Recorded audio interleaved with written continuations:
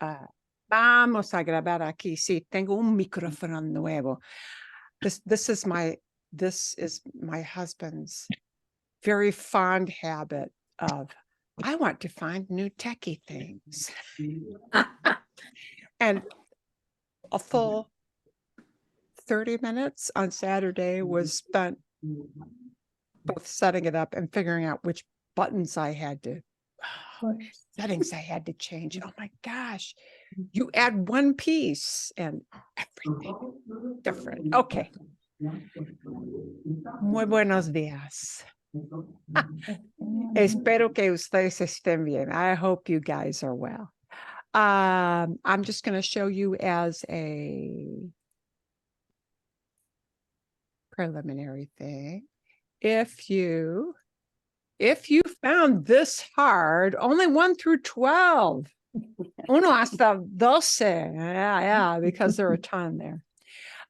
Do not despair.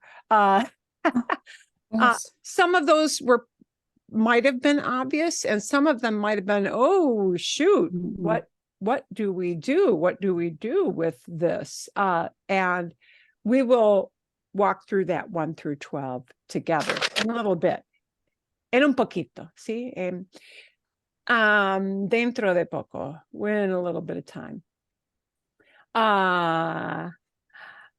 One of the things we're going to talk about a lot, well, the thing that is going to be our main emphasis for class is going to be pulling together why is and are not necessarily going to be simple or obvious things, and what you can do to make that more comfortable for yourself, and all of that. Okay. Because we always learn it's ser estar, right? And it isn't that hard enough. Yeah. Ser estar.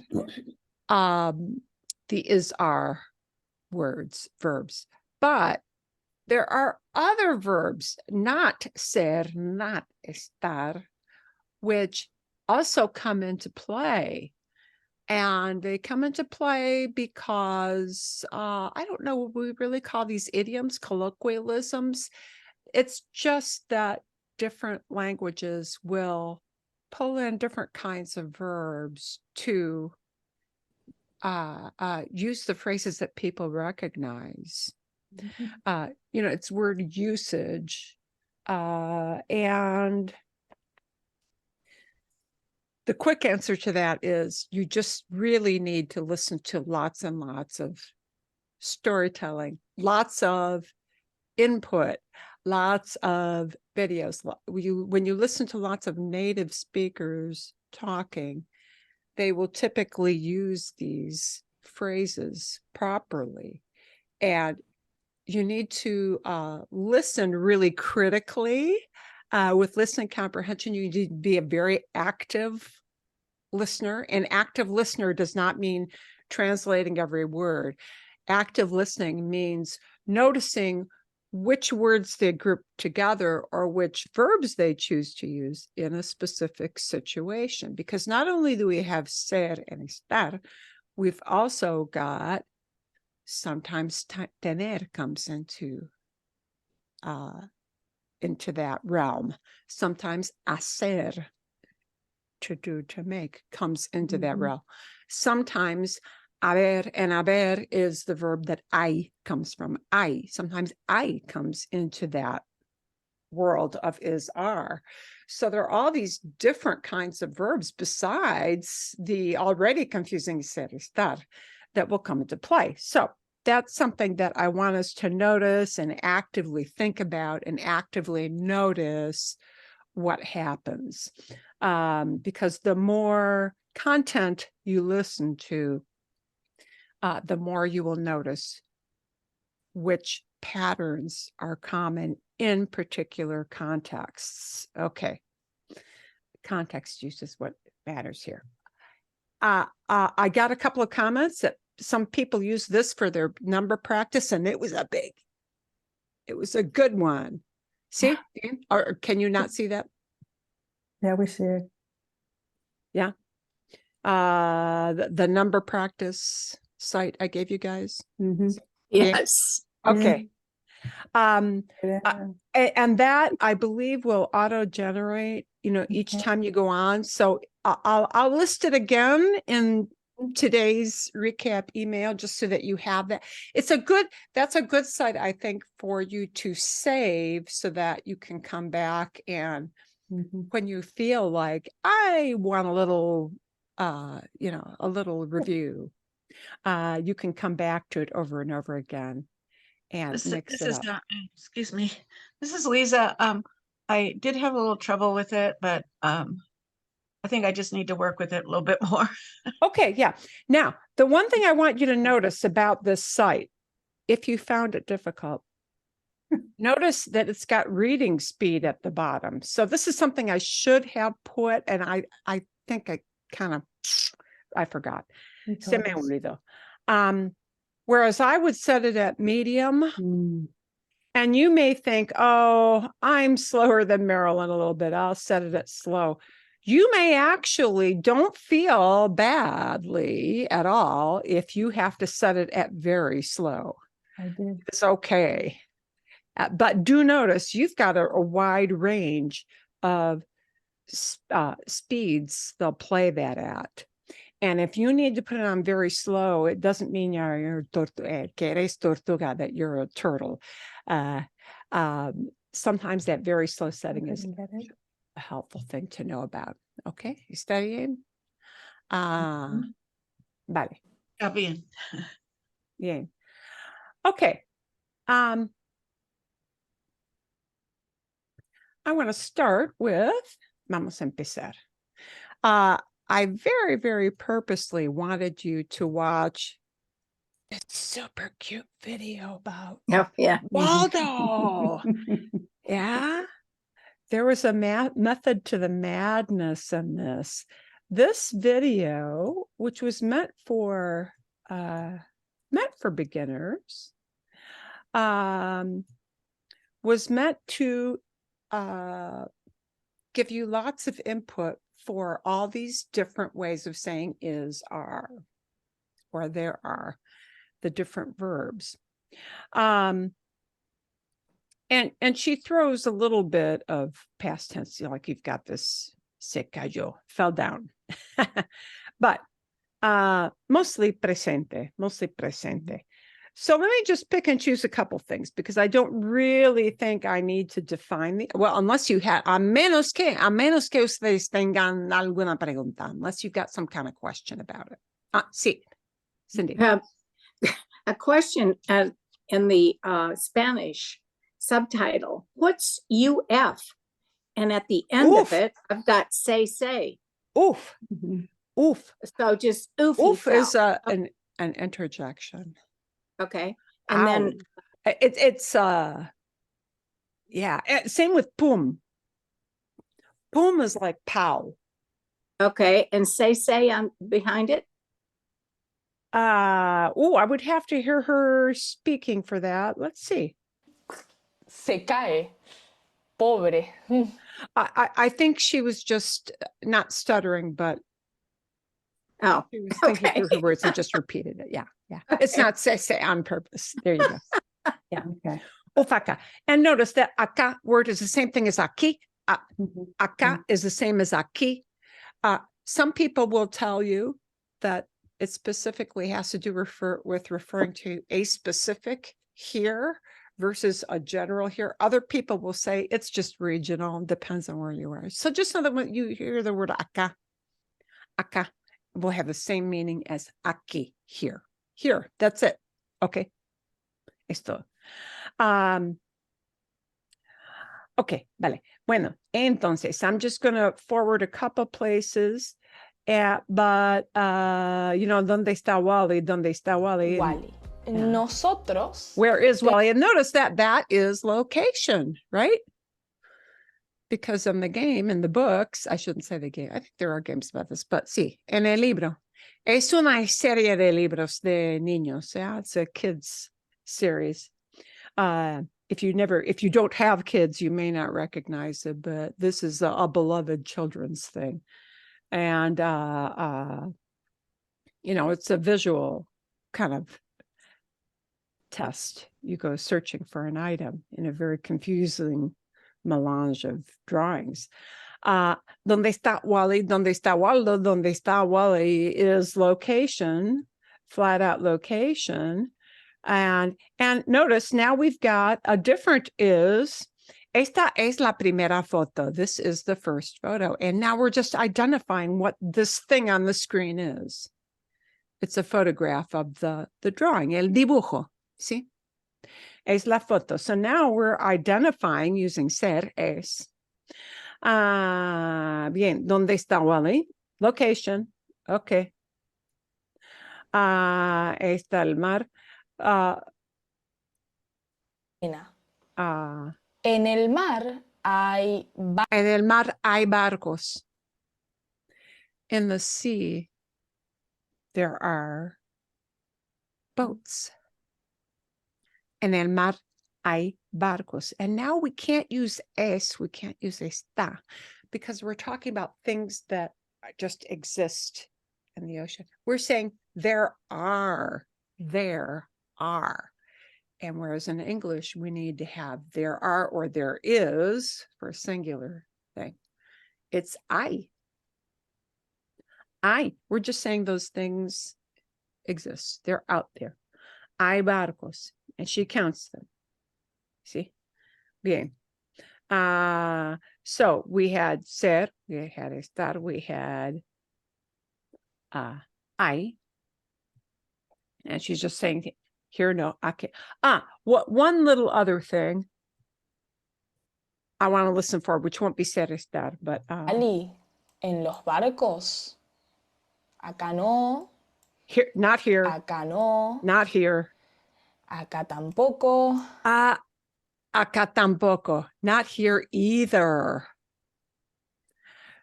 You'll hear that word tampoco repeated through there. Acá tampoco, not here either. That tampoco is the not either word. Okay, vale. Wally no está acá, No está, he is not here. Location, está. no está acá y acá tampoco. Not here either. Wally no está en los barcos. He's not Está in the boats. Wally nadando. Nadando. And now we've got another use of estar with the ando, yendo. Okay, and you'll notice that all these are weaving in together in one little video. Está nadando, and this is the present progressive, what he is doing. If we want to say is swimming, is eating, is talking, the ing combination, that does not use ser, does not use tener, it uses está. Okay. Está nadando, and the ando, or for ERI verbs, yendo, that signals, oh, I have to have the is doing something. Yeah. And the doing, the ing is the ando or yendo, but we have to use estar with that. There are other verbs we can use beside estar, but in the big family of things that can be is or are, it's está. Okay. A ver. So you see how all that is woven together. And now she's going to talk about fishes. Claro. Pero Wally, hay peces. Hay peces. Again, here comes I. Not es un pez, it's a fish, but hay peces. There are fish. There are fish in the ocean. So the there are word comes in I. So all of these wove together, and it was a very clever video, but if you didn't think about breaking it down to that level of ser versus estar versus I, versus all kinds of other is substitutes, I guess we could say, go back and check that out again. You could a little bit of that Buenos Aires accent, but it's still easy to understand. Bien? Okay. All right. Adelante. Forward, forward, forward. A ver. Let's take a look at one more thing before we go to that yellow chart using I or ser or estar or tener, using all those. And we're going to illustrate why this can be confusing and why it's important just to listen to a lot of content, because if you have to memorize each of the rules, you can, but that is sometimes kind of difficult to do, that whole memorization game. Let's take a look at this, and I'll send you the whole, how to say you are wrong. I am wrong, I am right, or mistaken, or confused. They're going to be like a whole, there's going to be quite an array of terms that might be used. So let's take a look at some of them. We'll see how sometimes those verbs aren't what you expect them to be. Okay. Here is the big lead off idea. Similar to how you can't use ser or estar to say I'm hot or I'm cold in Spanish, you also can't be right. Okay. Yeah. So a lot of times this is really the best choice. You are right. Won't use ser or estar or I. It's going to use tener. It's a tener idiom. How do you know that? You either memorize a great big long list, and I'll show you a couple of lists of them, or you just listen to a lot of content and you understand from examples in context. When people say, hey, you're right about that, they'll say tener. They'll use a form of tener with razón. Razón means reason, but if you want to say you're right, tienes razón. Tienes razón. You're right. Okay. So, tener razón.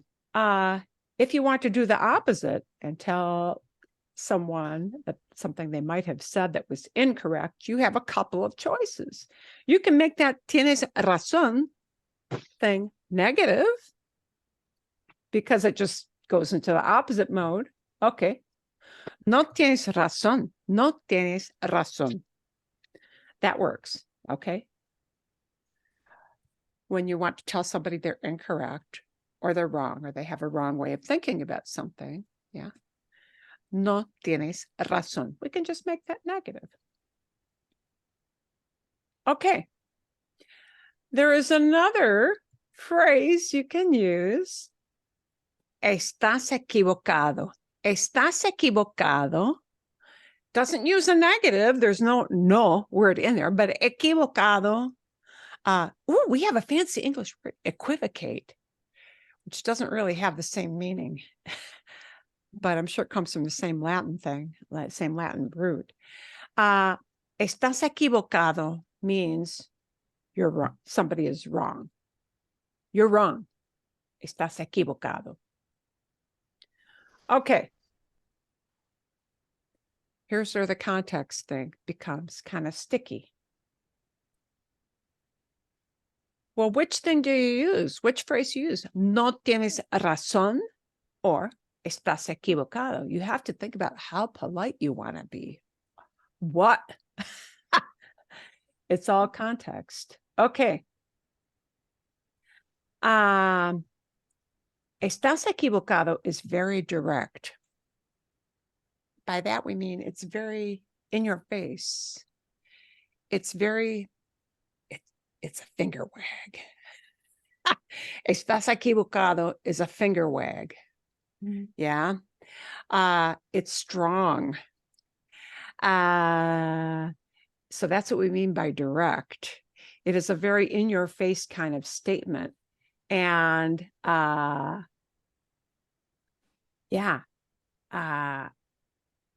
and if you're talking about somebody else, it might not be as big a deal. Ella está equivocada. She is wrong. Okay. But the less in your face is no tienes razón. You're not right. That is considered less direct, less, let us say, offensive. It is more polite because it is a little more indirect. And you only really know that from listening to people talk. Okay. So it's an insider kind of thing. Okay. What if we don't want to talk about things and not people? Sometimes things are right or wrong instead of people being right or wrong. There are other things that we can use. If you're just talking about an idea, you have a bunch of options. Yay. And that won't be tener razón or está equivocado. It'll be maybe es verdad. Es verdad means it's true, but that's a way, it's a phrase we often use to say, oh, that's right. Not talk about a human being, but a situation, yeah? Or a fact, maybe, that we're talking about, a set of facts. Es verdad. Es la verdad. Es la verdad. Okay, está bien. Still good, yeah. Or it's true. Es cierto. Es cierto. Or es correcto. Es correcto. All those things mean that something is right. Okay. And those are often used to talk about situations. Okay. Maybe a little more commonly than people. But you see how this becomes, it's like if any of you have ever knitted or crocheted, you pull one thread and everything, oh my God, unravels. And yeah, there are a whole bunch of different verbs that might weave in there. Okay. Let's look at something else. If you mean right as in justified, es justo. It's it's the right thing to do. Yeah. It's fair. It's right. Right. And here comes another little phrase that is helpful. We say something makes sense, and not ser, not estar, not hay, but tener comes in here. The way to say that something makes sense, we don't use the verb make in Spanish to say that. We use tener. Tiene sentido. It has sense. And that's just the way you do that. So, okay, un ejemplo.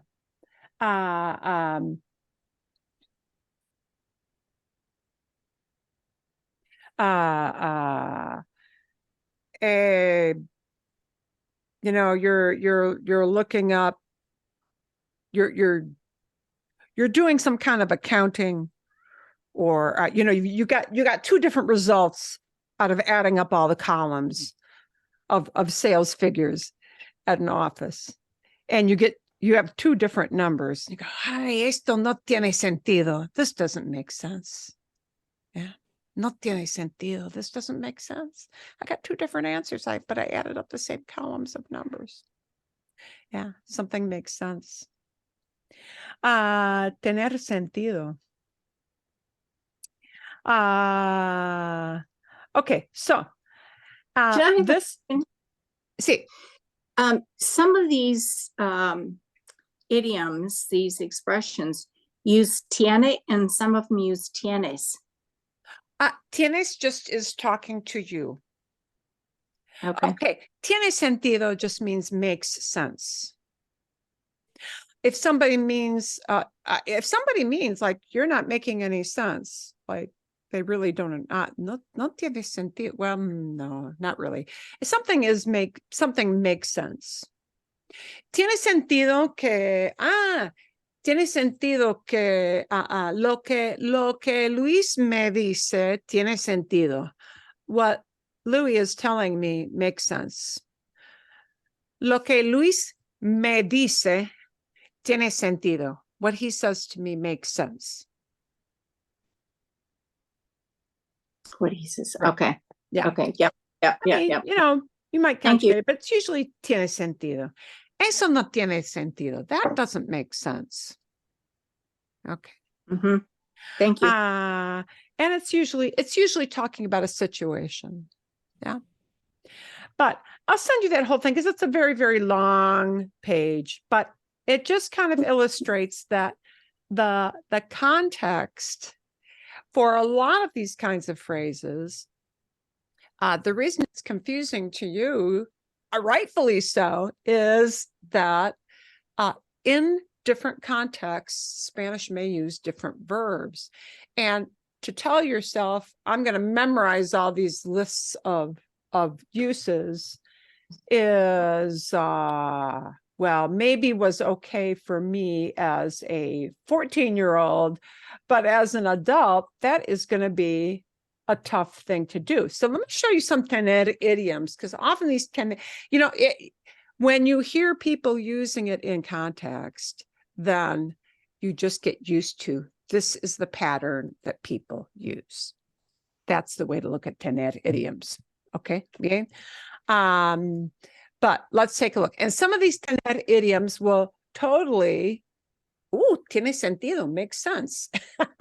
Some of them will make sense because they're things that you have heard in early classes, right? Like tener años, voy a engrandecer esto. I'm going to make this bigger.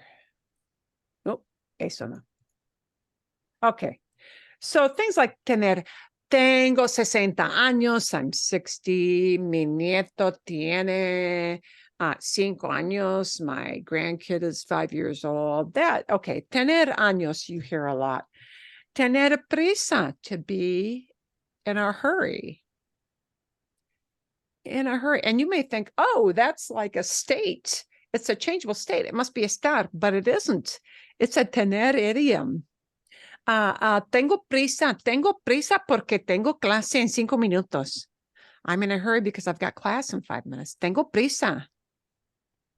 ¿Sí? ¿Por qué tienes prisa? Why are you in a hurry? ¿Por qué tienes prisa? Bien, tener prisa. Tener sentido, to make sense. Tener ganas, to feel like. Ganas is a hard word to describe. It's like a deep-seated, a visceral desire. Ganas. Tener ganas. And it's usually tener ganas de, like this. Tengo ganas, tengo ganas de tomar una buena taza de café. Tengo ganas de tomar un café. Tengo ganas de comprarme algo. I feel like buying myself something. Tengo ganas de cantar. I feel like singing. Yeah. To feel like, it means you have a deep desire to do something, but it's usually tengo ganas de, and that isn't even on that list, that little word de, but it'll usually be de and then a verb. Bien, tener cuidado, to be careful. Tener suerte, to be lucky. Tener que, to have to. This is the obligation phrase. And this is a very personal obligation. So let me tell you 2 things that will both be obligation, but they're different. Like that thing with no tienes razón, you're not right, is a little more polite than estás equivocado, you are wrong. Yeah. Tener que makes that obligation very personal. Conjugating that verb puts it on that person. Tengo que ir al súper. I have to go to the supermarket. See, I have to go to the grocery store. Tienes que limpiar ese cuarto. You have to clean up that room. Tienes que, you have to. I'm putting it on you. Yeah. tenemos que cocinar en 2 horas. We have to cook in 2 hours. And I'm putting that responsibility on us. There's a different obligation phrase, but it is not personal and it doesn't put the onus, it doesn't put the obligation super directly. It's hay que, not tener, but hay que. Hay que. Hay que pagar al fin de en el supermercado hay que pagar. In the supermarket, you have to pay, meaning you and everybody else who's in there. But because I is not conjugated for tú or yo or nosotros, yeah, it's less in your face. It is an impersonal verb for that reason. So if I say tenemos que cocinar en 2 horas, it means we have that responsibility because I'm using tener with nosotros. We have to do this. I'm really harnessing us with that responsibility. Tenemos que cocinar en 2 horas. We got to start cooking in 2 hours, right? But hay que cocinar hoy. You have to cook today. Doesn't really put it on anybody's shoulders. It just means one must. Well, you got to cook. You in a really general sense. So hay que is obligation, like tener que is obligation, but hay que does not indicate the person who has to do it. Es más suave. It's softer. You know, it takes the foot off the gas pedal. Okay. Tener tiempo. Oh, tener razón, to be right. Tener confianza, to have confidence. And this is a good thing because it lists, for those of you who like lists, because I know some of you do, we all learn differently. So I don't encourage you to try to memorize all of these, but to get familiar with them, this gives you a pretty good list of a lot of uses of tener idioms are a good thing to review. This is something, this is a different list with tener idioms, but it talks about either actual physical sensations or like emotional states, phrases that work with tener. And these are all, again, what we call tener idiom. Carolyn, Sí. can I ask you a question? Sí, One of claro. them that just happens to be on the screen and is my life today. Okay. Says, tener dolor de garganta. Have a sore throat. But I thought it would be me duele Me duele. de garganta. Okay, bien. That is just an equivalent phrase, but a different verb that will convey the same idea. Tienes razón. You are right. Me duele la garganta. Me duele. My throat hurts me, meaning I have a sore throat. Okay. Me duele la garganta is perfectly fine. You're just choosing to use a different verb to say the same idea. So in general speaking, tener dolor is acceptable as something hurts, right? Eso es, sí, something hurts, but it's got to be a body part. Tengo dolor de cabeza. I have a headache, sí. Tengo dolor de garganta. Tengo dolor de estómago. I have a stomach ache, sí. Well, yeah, those are the 3 most common. Okay, bien. But then, por ejemplo, tener temperatura or tener fiebre. Instead of temperatura, you may hear the word fiebre. Fiebre is fever. Okay, like we say have a fever or have a temperature. Either one of those works, right? So the ones that you typically learn in an early Spanish class are these. Tener sed, to be thirsty, right? Tener calor. And we never say, I have heat. In English, that would sound weird. I have heat. I have cold. Well, I have cold. I feel cold. I am cold. En inglés, sí, pero tener frío. Okay. So here's an illustration of why this is important. Tengo frío means I feel cold. Tengo frío. Tengo frío. If you say soy frío or soy fría, I am a cold person. Kind of like that expression in English, somebody's a cold fish. Yeah, they're cold. They don't warm up to you. Yeah. If you use ser with frío to talk about a person, a human being, yeah, it has a very different meaning. It means that is a cold person. Yeah, okay.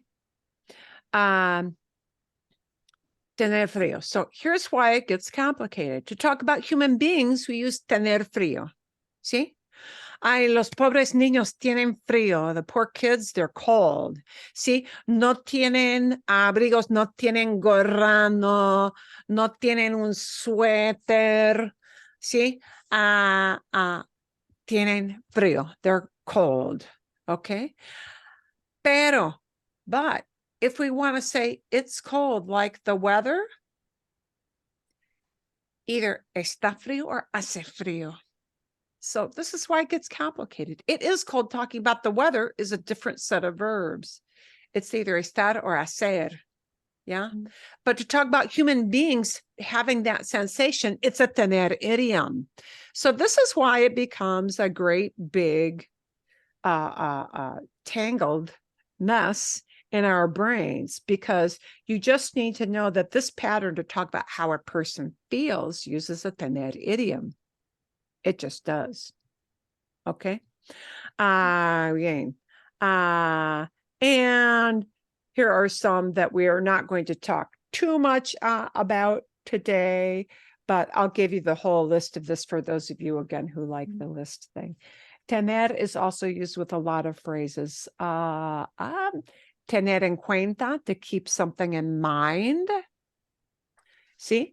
Tener claro, to be clear. This is a way of saying that you really get it. See? Lo tengo claro. I have it very clear, meaning I know what that's about. Yeah. I'm clear on that. Lo tengo claro. Bien. Tener lugar, to take place. That one's a little bit easier to get. Tener que ver or tener nada que ver, to have nothing, to have something to do with. Tener que ver, to have. Oh, there's a little typo in here. Tener nada que ver. They repeated twice. To have something to do with is tener que ver. To have nothing to do is tener nada que ver. The nada is the nothing. But anyway, it gives you an idea here. This one is cute, but maybe you won't use it much. No tener vela en el entierro. To have no business with. Literally, that means to not have a candle at the burial. Okay. Yeah. That's colorful. But are you likely to use it? Yeah, maybe not. Maybe not. Okay. So you won't need all of these. You won't need all of these. You won't necessarily hear all of these, but just know that there are a whole lot of tener idioms, and I'll give you the link to that whole bit. Okay. So having done all of that, let's take a look at our big list and see what kind of sense we can make out of this. A ver, we're going to look at the first 12 like we promised. Okay, and we're thinking about, do we need I, which will always be I, yeah, it'll never be something else. Do we need a form of tener? Do we need a form of estar? Do we need a form of ser? And we've just got those. Well, that's bad enough, isn't it? Okay, vale. ¿Cuántas piscinas municipales? How many city pools, municipal, yeah, belonging to the city? How many municipal pools? And ¿Cómo se dice en inglés? How many Ah, municipal Are court? there? Are there? Are there? Are there, right? Are there? Are we talking about what exists? Mhm. Yeah. Yes. We're not talking about where they're located, how to get there. We're talking about them just existing. So that should be cuántas piscinas municipales Hay. hay. Hay. Hay. How many are there? Okay. En tu barrio, in your neighborhood, en tu barrio, ¿cuántos bancos hay? How many banks are there in your neighborhood? En tu barrio, ¿cuántas casas hay? How many houses are there in your neighborhood? See? Bueno, just existence. That's all that is. So ser doesn't really make sense there. Estar doesn't, and tener doesn't, but I really does. Okay, what exists? And now we're going to use the word, we've got a word cerca. That's a really key thing because it's a context clue. Cerca en inglés es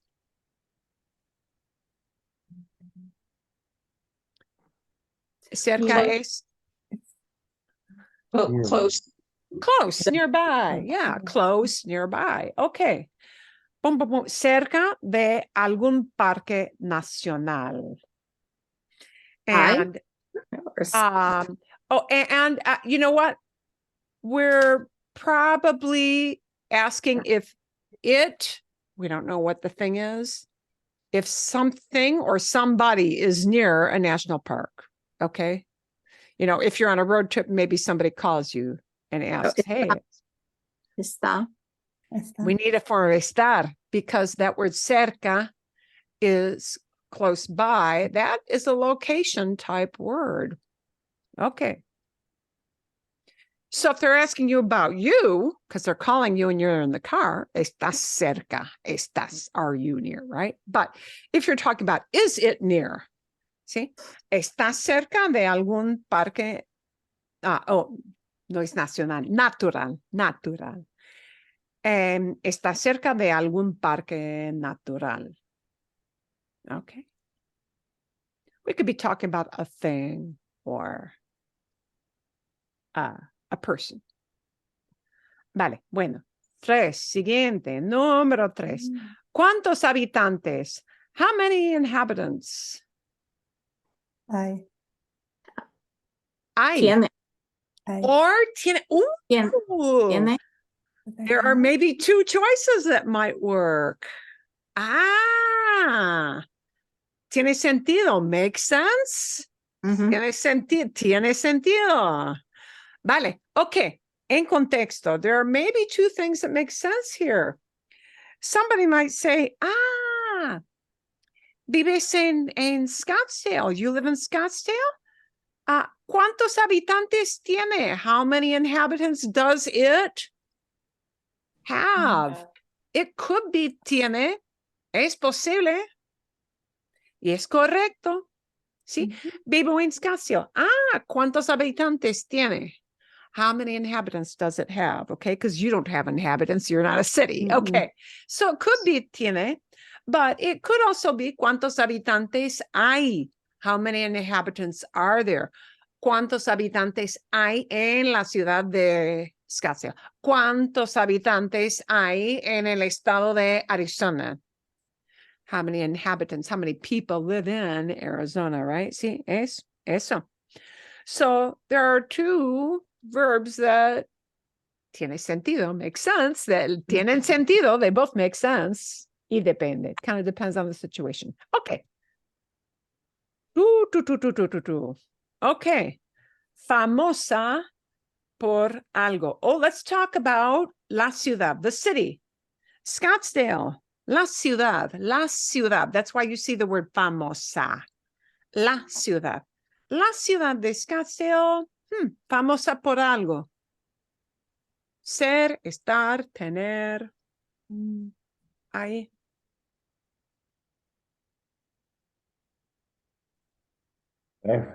Es. Es. Es famosa por algo. Is it famous for something? Mhm. Famoso is just a description that is identifying something about that place. Okay. Famoso is not really considered a changeable description like temperature or an emotion. Famoso is not an emotional response. So we wouldn't use estar with famoso or famosa. Is it famous for something? Es famosa por algo. Okay, vale. Bueno. And now we got adelante, número 5. Número 5 nos dice, tells us, ¿cuál, boom, boom, boom, el origen de su nombre? What's the origin of its name? Meaning your city, la ciudad de Escazio. ¿Cuál Es. es? ¿Cuál es el origen de su nombre? ¿Cuál es el origen de su nombre? What's the origin of its name? And, ¿por qué? ¿Cuál es? You'll never use está with cuál. This is probably best for you not to be thinking about grammar rules, but ¿cuál es just always the combination. Or in a plural sense, ¿cuáles son? ¿Cuáles son? Which ones are? See? ¿Cuáles son tus nietos? Which ones are your grandkids? ¿Cuáles son tus hijos? Which ones are your kids? ¿Cuáles? Which one is? Okay? ¿Cuáles? I guess you're identified, but ¿cuáles? ¿Cuál does not pair up with tener all that often, or I, or any of those. Okay. ¿A cuántos metros sobre el nivel del mar? How many meters above, we would use feet, right? How many meters above sea level is it, meaning your town? ¿A cuántos metros sobre el nivel del mar? This one is tough. Es difícil. Es difícil. Una idea. An idea on this? ¿Cuántos metros sobre? How many level, how many, we would say feet. How many I- feet above sea level? Is it? I'm Is- thinking Is but- it? Think about it from this point of view. Is there? Being a certain, being an elevation is a location. Está. Is it? Está. Elevation is a location. Ujú. In this case, relative to the sea, allá sobre, ¿sí? ¿A cuánto, entonces, a cuántos metros sobre el nivel del mar Está. está?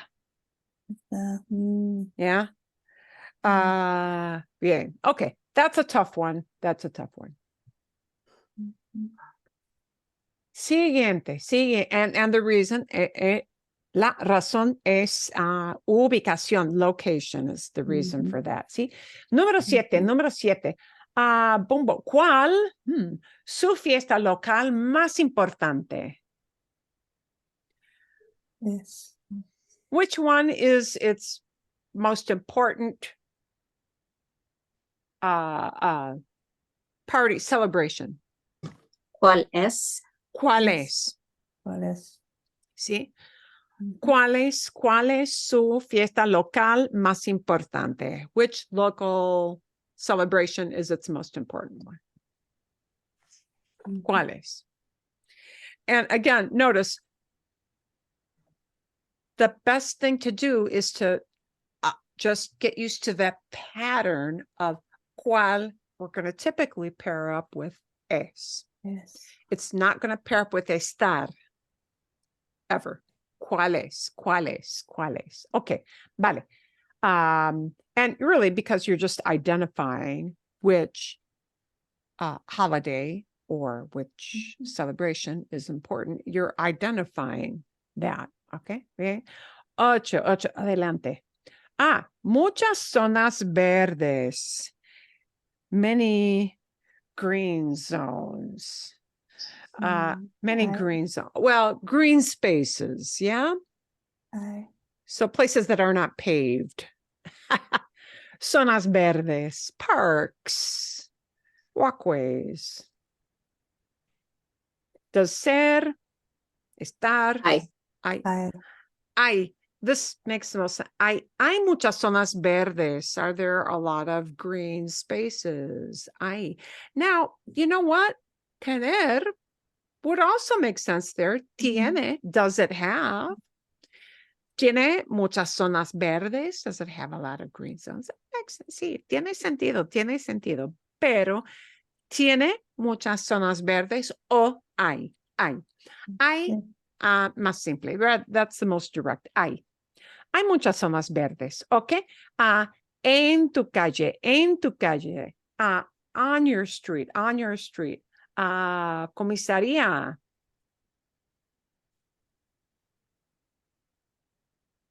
I, En tu calle. We're talking just about existence here. mhm. Hay, Es. Hay. sí, hay. I, Hay alguna, alguna there is some kind of, okay? It just means any old one, alguna. See, somebody asks you, ¿tienes alguna pregunta? Do you have some kind of question? See, and here they're just identifying comisaría. Okay. And comisaría is a police station, sí, comisaría. Oficina de policía, bien, sí. Okay. mm, Adelante, 10. Una ciudad fría en un invierno. We're talking about Scottsdale. Is Scottsdale a cold city in winter? Tiene. Tiene. Tiene is used for human beings. That's right. Está. Ah, Está. is, ooh, Changing condition. well, oh, entiendo. Okay, see, this is where my brain is just going to. No, it won't be está. Está. It won't be está. No. I know we think of cold as a changeable Mhm. condition, but esto es difícil. This is a hard one. And this, like, I, literally to me is really easy, but I'm seeing why it's not easy for you. Entiendo por qué no. Is it a cold city? mhm. Es. Es. Yeah, mm, Sí. ¿Por qué? ¿Por qué? ¿Por qué? El problema de por qué. The problem of why. I'm really just. Can I ask a question in here? I'm Sí. hoping this is what I was thinking when I did this. mhm. So I wrote down ask because we're talking like generally.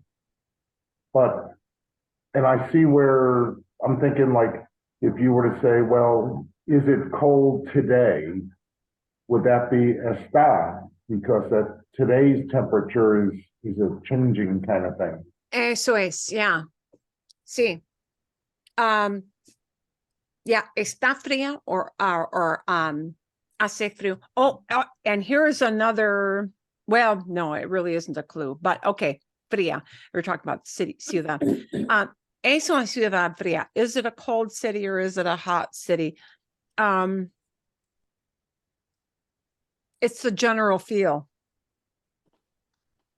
It's a place where it doesn't get cold. Yeah. Minneapolis es una ciudad fría. Mhm. Mhm. Does it Yes. make any sense to you that if we plugged in a city in that blank, it would not be natural to say Minnesota está una ciudad fría? Mhm. Yes. No, it wouldn't make sense. Yeah. Minnesota es una ciudad fría. Mhm. Minnesota generalmente, por lo general, as a general sense, Mhm. in the widest description of what it is like. Here's the reason, what it is generally like. And that generally idea does come into play. Mm. Minneapolis es una ciudad fría por lo general. En el invierno, in the winter. Scottsdale no es una ciudad fría en el invierno, por lo general. If you were just talking about, a couple years back when we had that snowfall, yeah, that odd snow that one night, because this maybe only happens once every 10 years. It snows here unless you're at a mountain peak, yeah.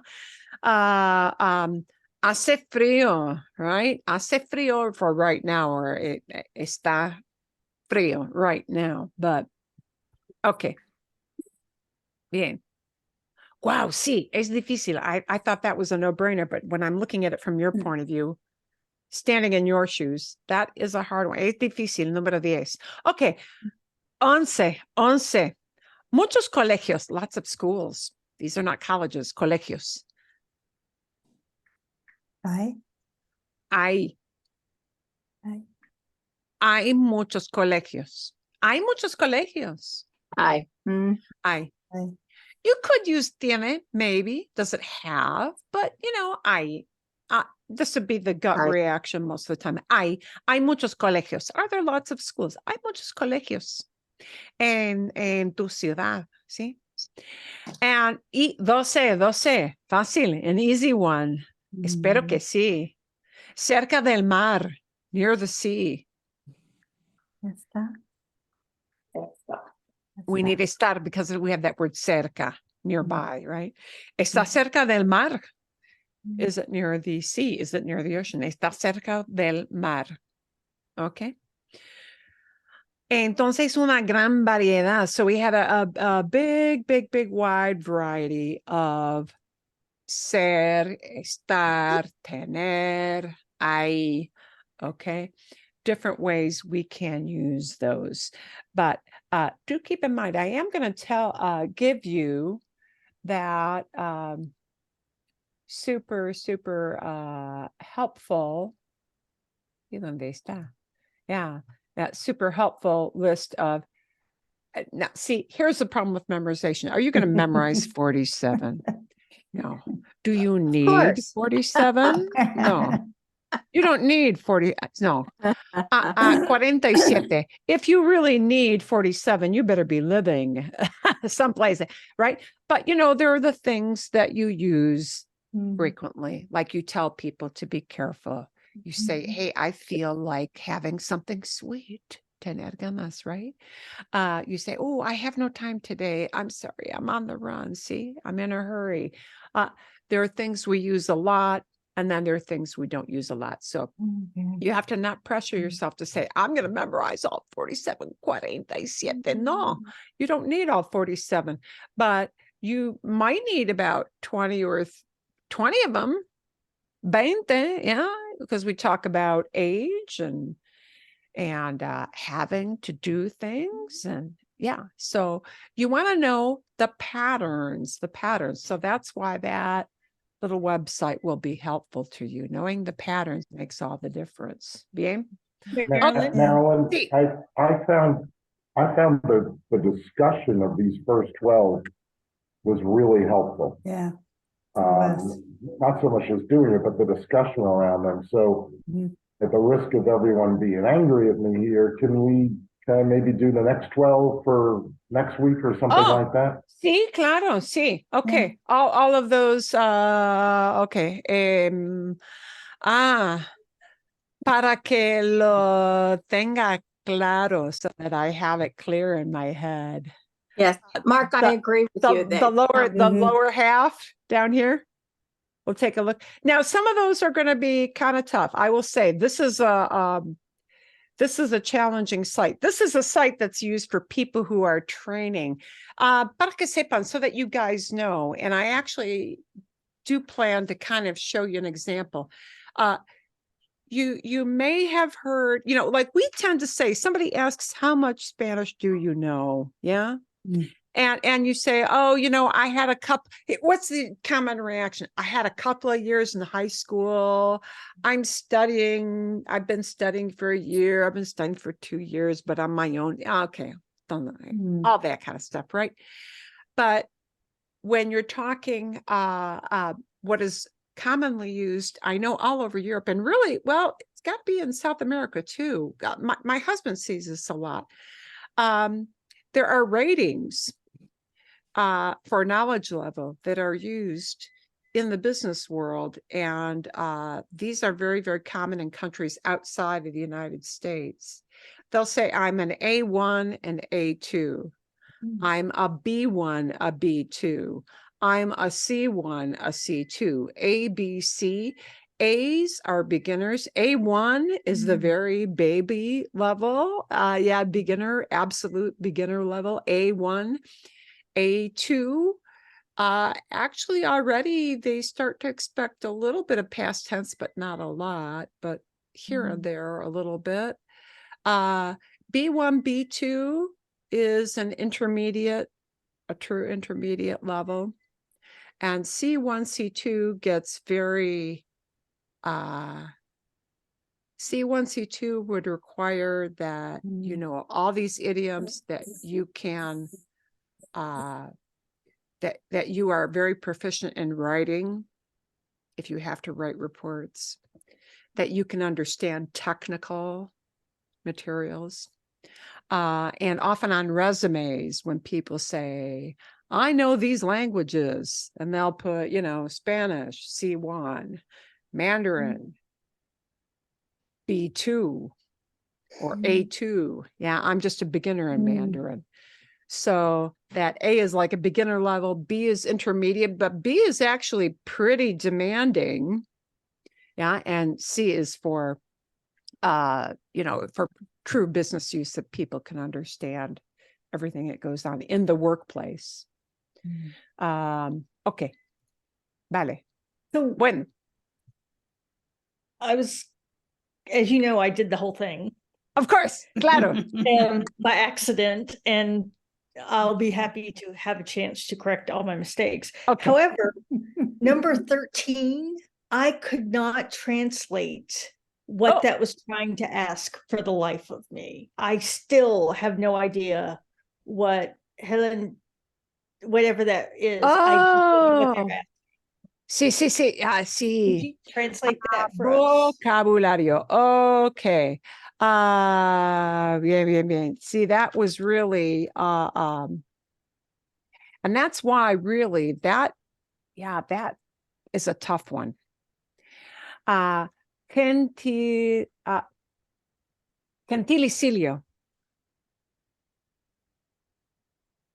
Bien. Vale.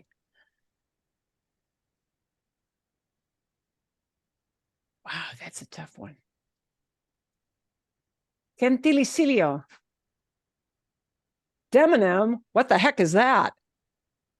I mean, I tried everything. I still don't know. In fact, I won't say El what. origen de la persona. Okay. It's an origin name. So that the second definition here gives you a better idea of what that word gentilicidio means. Is this a word that you need in your active vocabulary? Not so much. But it means of a place. So the example they give you is Aragonés es un adjetivo gentilicidio.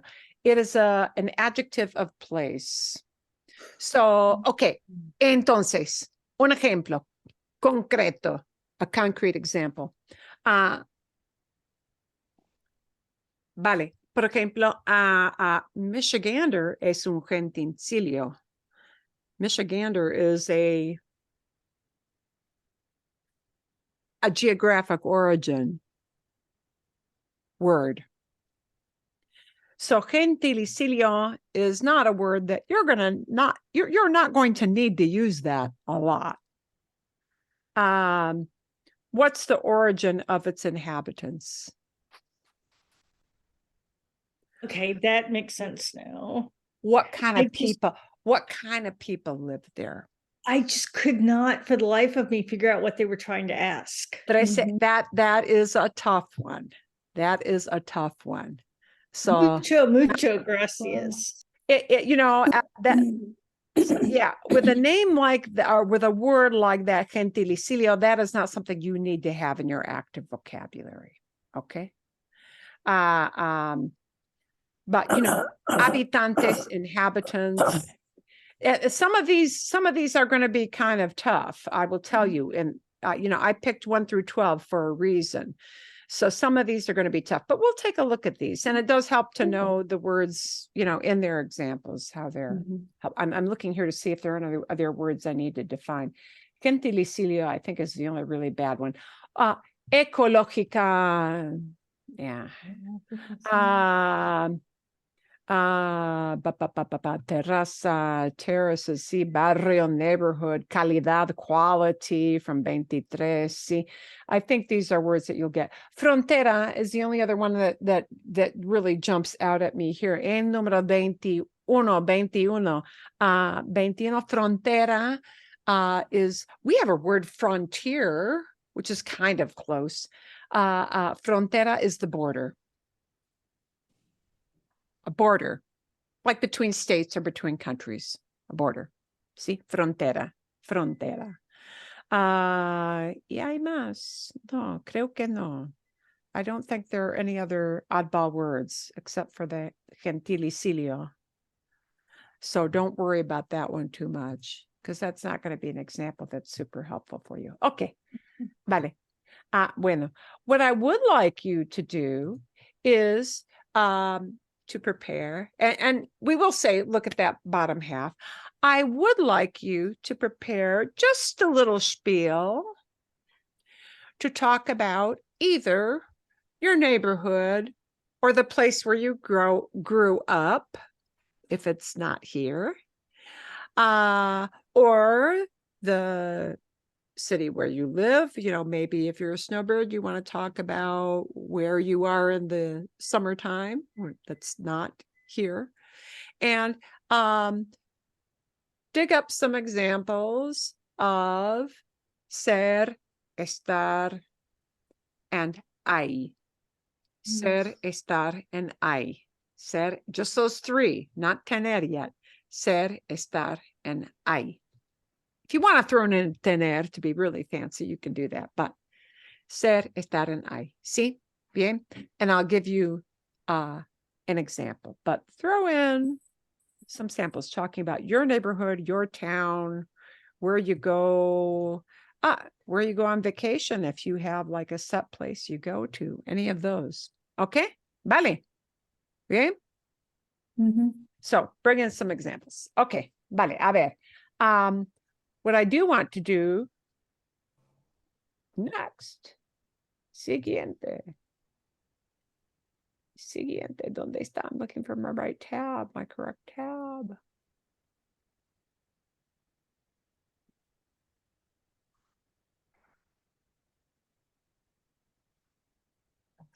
I want to explore one other, eso no. One other little thing that kind of relates to ser and estar, but it's something to think about. And again, it's a word order thing. It's a way of combining words. Esto sí, actually, I will just show this to you because I think, eso sí. No, we could show this to you now. Eso sí. A ver.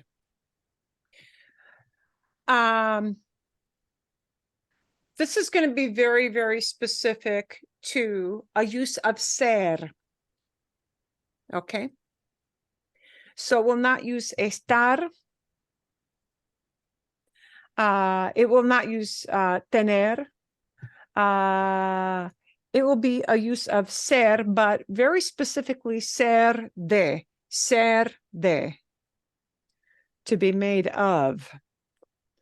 Because sometimes this is something that is a little bit tough for us Tenía mucho tiempo que no hacía videos, pero aquí les traigo Momentito. un nuevo video y de hecho ya estoy planeando otros 3, entonces no se preocupen porque hay más videos que vienen. Okay. Entonces, en este video vamos a aprender sobre la preposición de cuando se usa con sustantivos. So, point of this is, and this ties into, we're going to use es or son with de and sustantivo. Sustantivo just means noun.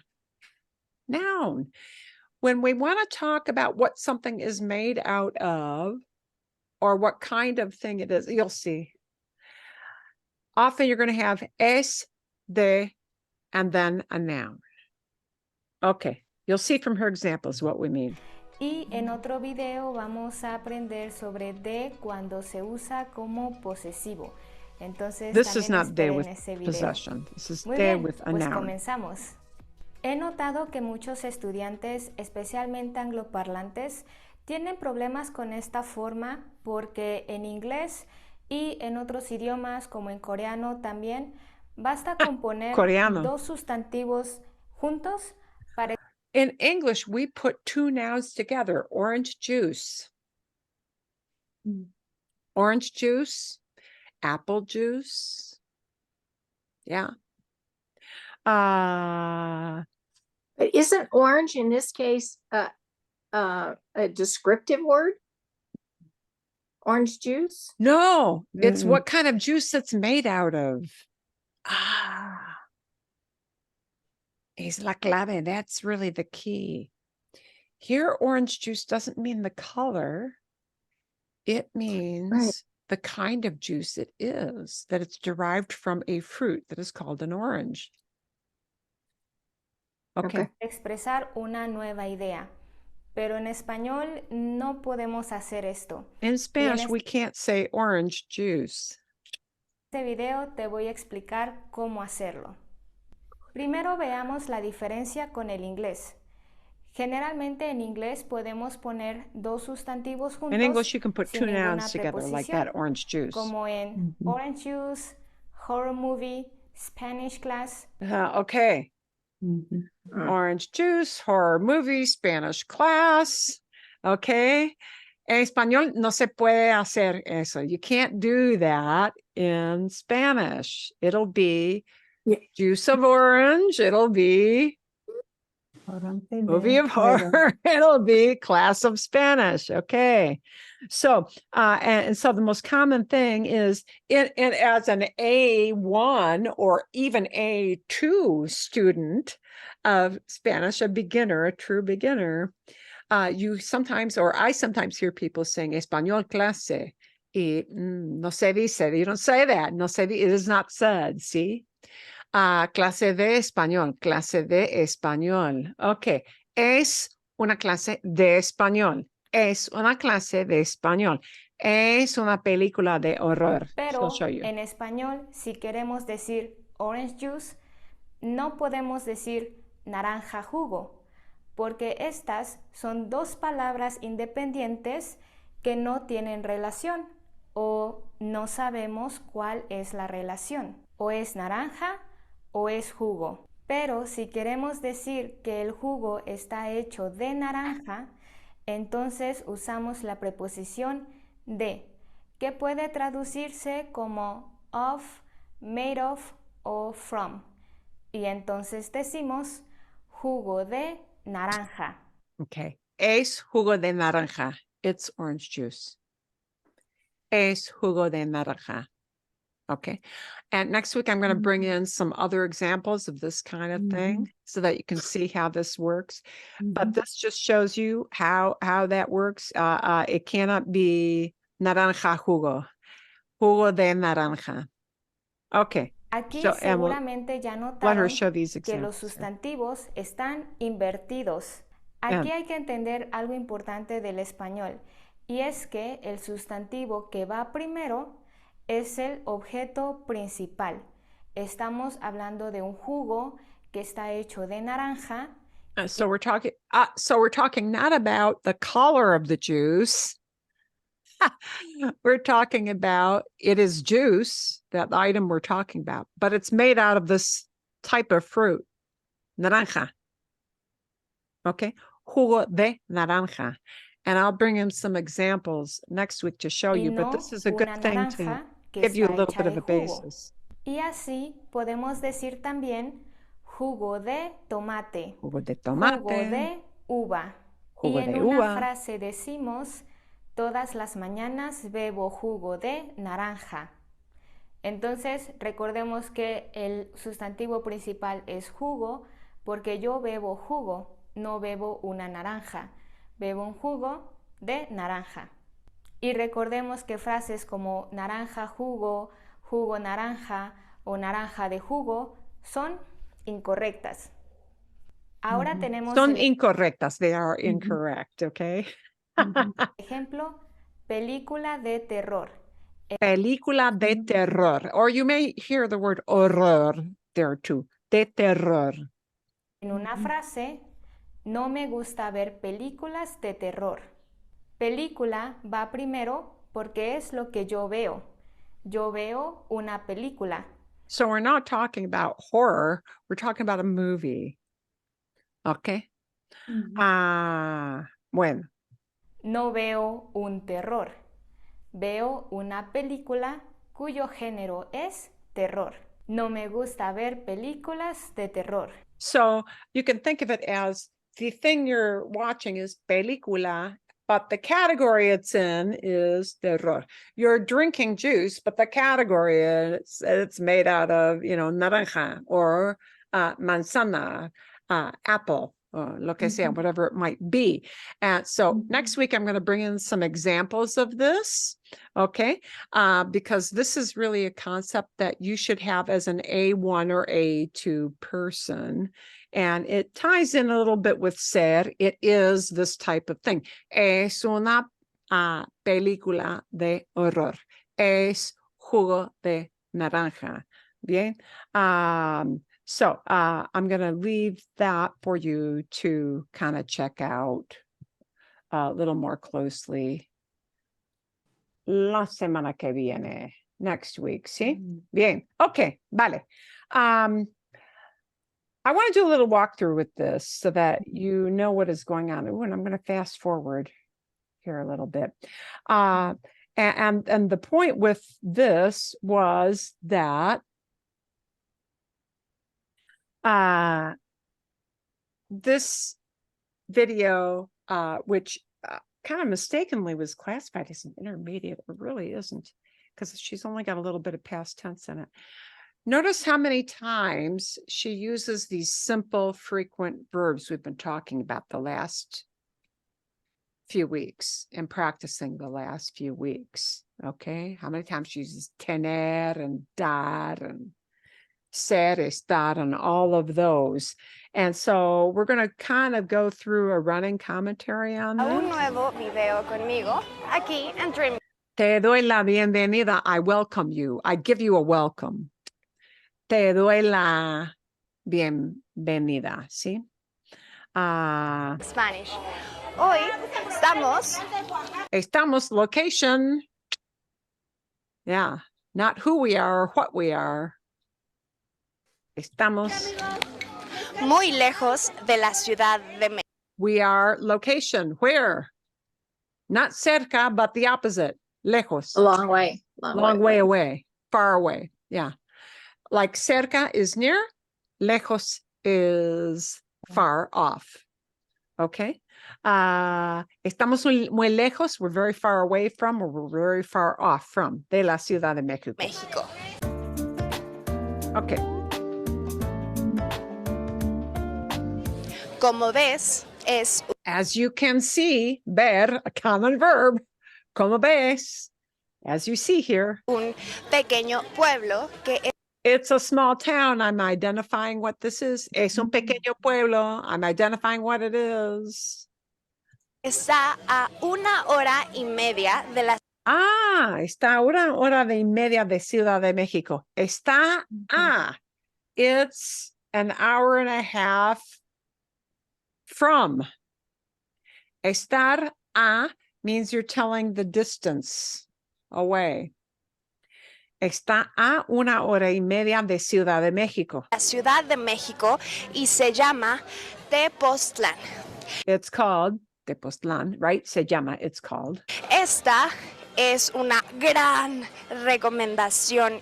This is a big recommendation. Okay. And she's saying this is something I'm telling you you ought to do. Okay. Que te tengo si tú un Que día te tengo that I have for you. Que tengo I have for you. Te tengo that I have for you. vas a la Ciudad de México, pero Someday you tienes go to ganas Mexico de City. algo más. Tienes ganas de algo más. You go to Mexico City, but you feel like something else. You feel, tienes ganas de algo más. You feel like something else. You feel like doing something other than being in a big city. Ciudad de Mexico. So, tienes ganas de, you feel like. Bien. Okay. Again, we're pulling all the threads together. Yeah, in one storytelling. Es un lugar muy bonito. Es un lugar muy bonito. It's a very pretty place. We're just identifying what it usually is like. Es un lugar bonito. Bonito is pretty cute. Okay. It's not a feeling. It's not changeable. It's describing what that town is generally like. Donde podrás disfrutar de Where you'll be able to enjoy. Podrás comes from poder. Where you'll probably be able to enjoy. ecoturismo. Ecoturismo. Ecoturismo es ecotourism. Yeah. Tourism having to do with the ecology or the natural setting, the natural environment of an area. Ecoturismo. Turismo al aire libre. Además Turismo al aire libre, outdoor tourism, having to do with the outdoors. de disfrutar de cosas típicas mexicanas Also enjoying como typical Mexican things. artesanías, comida Handicrafts, like food. y mucha gente Lots of people para conocer. to meet. Tepoztlán es conocido, según dice, It's known, as they say, según dicen, as they say, according to what people say. Okay. como el lugar donde nació Quetzalcóatl. Where Quetzalcoatl was born. Nació is the past tense verb. Nació just means somebody was born. It puts that in past tense, yeah? And Quetzalcoatl is one of the deities of the old Aztec peoples. Quetzalcoatl, and that's a good depiction. He was a feathered serpent, as they said. Quetzalcoatl. El dios azteca que es representado como una serpiente emplumada. Y una de las cosas que tú tienes que hacer aquí en Tepoztlán es subir. And one of the things that you have to do, and she's making this very personal, one of the things you have to do, it's a tener idiom. Tienes que hacer. One thing you have to do is go up. Subir. Go up. El Tepozteco, que es esa gran montaña o cerro que está atrás de mí. One of the things you have to do is go up the mountain or hill that is behind me. Que está atrás de mí, which is located in back of me. See? Bien. Tepozteco es una montaña que en la cima tiene una pirámide. Tepozteco is a mountain. En la cima, at the top, at the summit, see? En la cima, tiene una pirámide. What it has a pyramid, okay? It is a mountain. We're not talking about location. We're talking about what it is. It is a hill. It is mountaintop. And what it has at the top is a La pyramid. verdad es muy muy divertido. Puede que nos cansemos, pero La verdad es que es muy divertido. Truth is, or it really is very, very fun. vale la pena por la vista. Así que It's hoy worth it. Vale la pena just means to be worth it. Vale la pena por la vista. It's worth it on account of the view. On account of is that word por. On account of the view. Por la vista. vamos a subirlo juntos. So we're going to Para go up llegar together. a la entrada de get to the este entrance, cerro vas a pasar por un pasillo You have to go through donde this puedes encontrar passageway comida, pero sobre todo where you can find food, but above all else, bebidas. drinks. Muchas. And notice how she does this thing. Es muy típico. This is a really typical hand gesture that people use when they talk about drinking. Whether it's water, alcohol, lo que sea, whatever. When you see people doing this, they're going to talk about drinking something. ¿Quieres tomar algo? ¿Quieres tomar algo? You'll see people doing that. And that is just a gesture people use all the time. Bebidas, en su mayoría, pues sí, jugos, agua, refrescos, Juices, pero también water, muchas bebidas sodas. alcohólicas preparadas.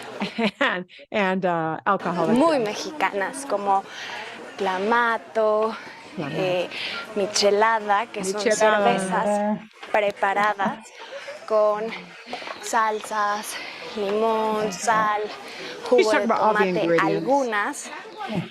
La verdad, deli, las recomiendo. Además, puedes encontrar diferentes. And there you get another one of your frequently used words, poder.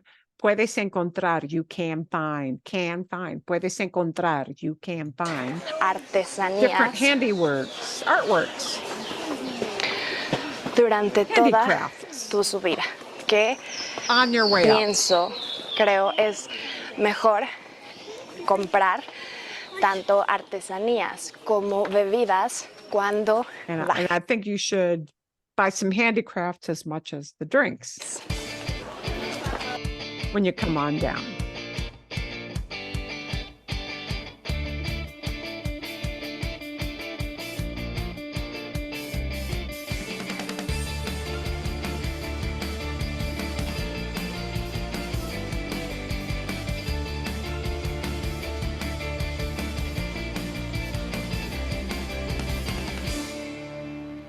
Y And Sendero Nacional would be Sendero is a trail. Okay. ahora sí, ya comenzamos con la subida. We're starting with the ascent. Okay. So what I wanted you to notice here was all of these common verbs, frequently used verbs. You heard poder, estar, ser, tener. All these things are the things that when in our everyday chit chat, people are going to recycle and use over and over and over again. De este parque nacional, de este lugar que de alto tiene poco más de 2,300 metros sobre el nivel del mar. Where it is, it's at 2,300 meters, 2,300 meters. See, 2,300 metros, 2,300 meters above sea level, sobre el nivel del mar, above the level of the sea. Nivel, it just means level. And actually, this is another thing. Fíjense, notice this de thing. Like you had jugo de naranja, okay, or película de terror. Igual, same thing. Look at the context. See, we say sea level. We put together two nouns, sea level, but it's nivel del mar. Nivel, the level, del mar. In English, sea level, but we can't say it as sea level, mar nivel. It has to be phrased in Spanish with that de phrase. Okay. Nivel del mar. Así que hablar y subir es cansado. Cuando Talking and going vengan, up. It's tiring. tienen que tener bastante condición. You have to be in pretty good shape. You have to have pretty good physical condition. Okay. I mean, or we would say you have to be pretty fit. Tener bastante condición física. Física, buenos pulmones. Good porque lungs. Pulmones, lungs. La subida sí se siente. You feel the ascent. La subida is the action of going up. The ascent. Wow, you feel Y it. más si van a ir platicando, hablando. And more so if you're going to be chatting. Es más you go up. agotador. Hay que It's- mencionar Es más agotador. It is more exhausting. Agotador means something that wears you out. Es más agotador. It is more tiring. hay que decir Y hay que mencionar. Hay que. It's obligación, but it's not putting it on you personally. Hay que mencionar. One should mention. One must mention. You have to mention. que arriba, You have to say that. en la cima del Up at the top. Teposteco, que es esto que estamos subiendo, That we are Hay going up, and here's another estar with progressive tense, that we are going up because we're doing it while we're talking here on the video. Estamos subiendo, we're pirámide. going up. Hay un pirámide. It exists. Hay un pirámide. There is a pyramid. muy pequeña, But it's tiny. que dicen That they que say, es el lugar donde it's los a place extraterrestres where extraterrestrials, los ovnis ovnis is UFOs. It's the Spanish term for UFOs. vienen Where they come. A visit- Oh, they say that little ET guys come here. They say that UFOs come here. darnos, vienen a vernos y que por las noches, sobre todo, Especially at night, podemos they ver come to watch us, muchos to see us. platillos voladores. Platillos voladores means flying saucers. Platillos voladores. So flying saucers come here, Muchos they say. extraterrestres. Yo es la segunda vez que vengo y This is the second time that I'm coming here. nunca, qué cansada, nunca he visto nada. I've never seen anything. Nunca he visto nada. I've never seen any ETs here. Puede que hoy tengamos suerte, no lo sé. Could be that we'd get lucky, but I don't know. Sigamos subiendo. And none of that. Sigamos subiendo. Let's continue going up is what she's saying there. Sigamos is just instead of estamos siguiendo, we are going up. Let's keep on going up. Let's keep on. Sigamos is let's keep on doing it. Yeah, see? And but this kind of shows you how all those frequently used verbs, and because she's not using a lot of really super fancy vocabulary, except for maybe the UFO thing, right? But how all those common verbs get recycled all the time in a general conversation. See, bien? And if you didn't get the thing about the ovni, ovni is just their way of saying UFO. Bien? See? Vale. Okay. I'm going to bring some of these, película de terror examples so that you can see some. I want you to bring your example of talking about where you live, whether it's your neighborhood, your city, or where you go for the hot summertime, or where you go for vacation, or talking about an area and mixing some of your ser, estar, and I terms. Yes, sí, son las 11:05. It's 11:05. So we need to end it with there. Okay, bien, todo bien, all good? Bien, okay. Sí. Magnífico. Magnífico. Okay. Todo bien. Y I will send you your email with your assignment so that you come prepared to talk about your neighborhood. And we'll give you more examples of those de items there. Okay. Todo bien. ¿Sí? Bien.